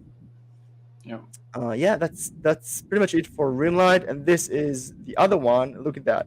This is the external outline. So if you turn this all the way down, you don't get as much of it. But if you turn it all the way up, then you have a really cool outline, and then you can control the outline thickness. So let's say, look at that. So let's say we're gonna increase that a little bit. You get this really like sticker light effect, where it really pops up. It's really nice. I usually don't use pure black for an external outline, but you might want to, which is totally fine. Just play around with it, and then you have so many tools, right? You have the outline fall off that you can use to really play around with the way that it kind of looks. So it's very similar to the material settings with the mixer, right? So this is basically it. So if you turn this all the way down, it's gonna get super messy. But if you turn it up, that it starts being very controlled, which is it's really cool. It's really, really cool. So always play around with it and get the result that you want. You know what? Just to kind of create some variation. Let's just, yeah. So we have something else to look at. All right, here we go. That's super cool, man. Yeah, here we go. You know what this reminds me of? The Street Fighter 2 opening sequence where he kind of does the Hadouken. You know what I mean? Right? Turbo. Yeah. Wow. You know what? Yeah. I should pose it that way. I should pose it because it's the exact kind of lighting that he has there. It's so cool. You should do it. Yeah. So yeah. We are getting to a point where we're gonna run out of time. So I definitely want to make sure we get to the 3D printing section you have in the store, because I think that's going to be really good for people to dive into. So awesome. And just real quick, if anybody is joining just now and has questions about how we did cloth or how we did some of the other features, this whole thing will be up on our ZBrush YouTube channel as a VOD. So we'll be able to link that to you afterwards so that you can see how he went through everything with this entire piece. So definitely look out for that. Yeah. Okay, so let's drag our little marker over here. So now we're at the final stretch, which is 3D printing. I'm probably going to get this guy 3D printed as well, just because I pretty much 3D print all of my models, and I have them over here just to show off. But we're going to go over one that I've already done, which is Link from Breath of the Wild. I've kind of shown this project before. It's this one. So let me just kind of show you the model real quick. We don't have a ton of time, but I do want to show that. So, okay, so here's our guy. This is Link. Basically, that was one of my biggest projects, probably my favorite character.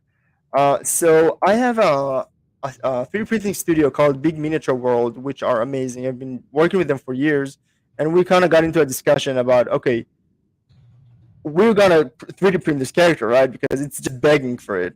But then I'm like, wait, and then I kind of zoom in on his hair, and I'm like, oh crap, how are we gonna get this 3D printed? So I just kind of want to show real quick, the kind of process that I went through getting these guys set up for 3D printing. So as you can see, there are a lot of like different pieces. It's not waterproof.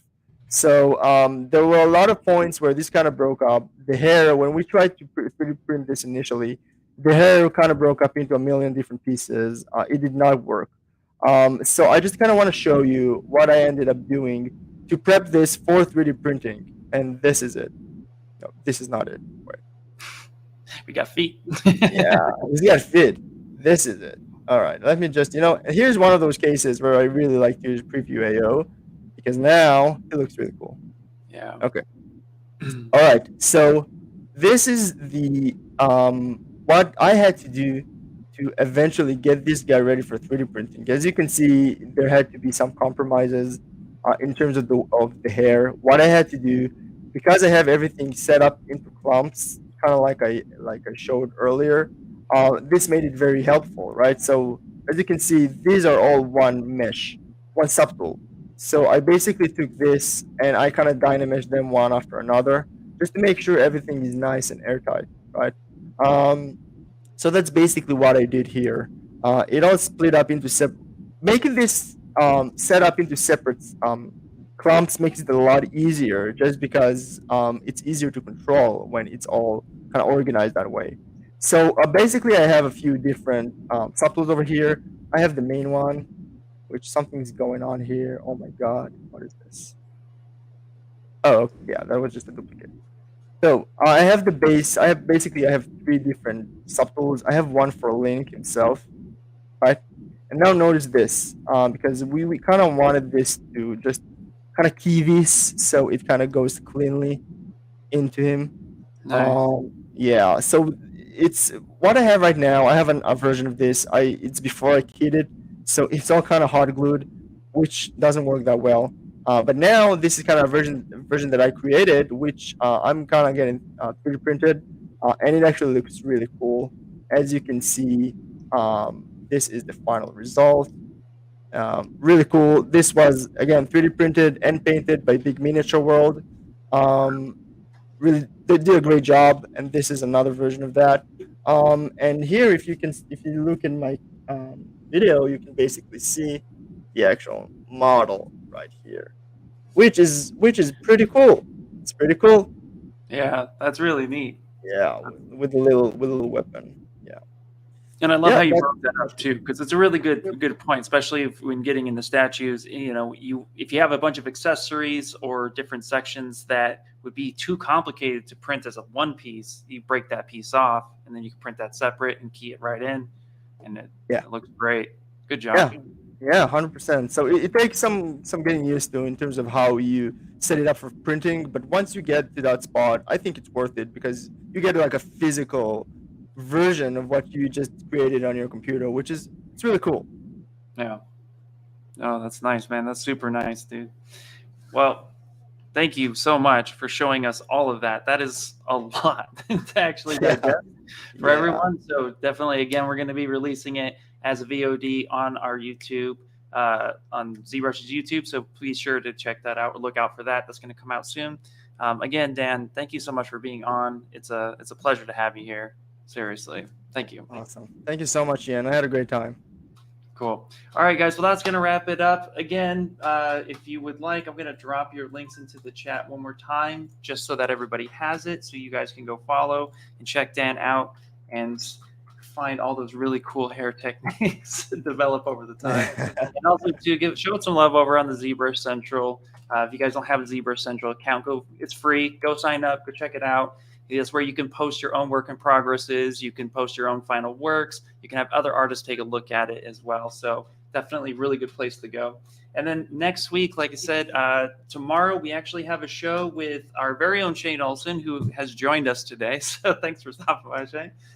Where they're going to be, they're doing a 3D and motion design show. And Shane's going to be showing stylized characters. So that's going to be tomorrow at noon Pacific Standard Time, or Pacific Daylight Time, sorry.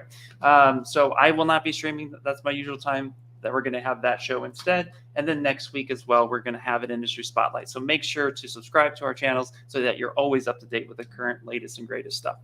Again, Dan, pleasure, and everybody have a great night. Thanks, guys. Have a good one. See ya.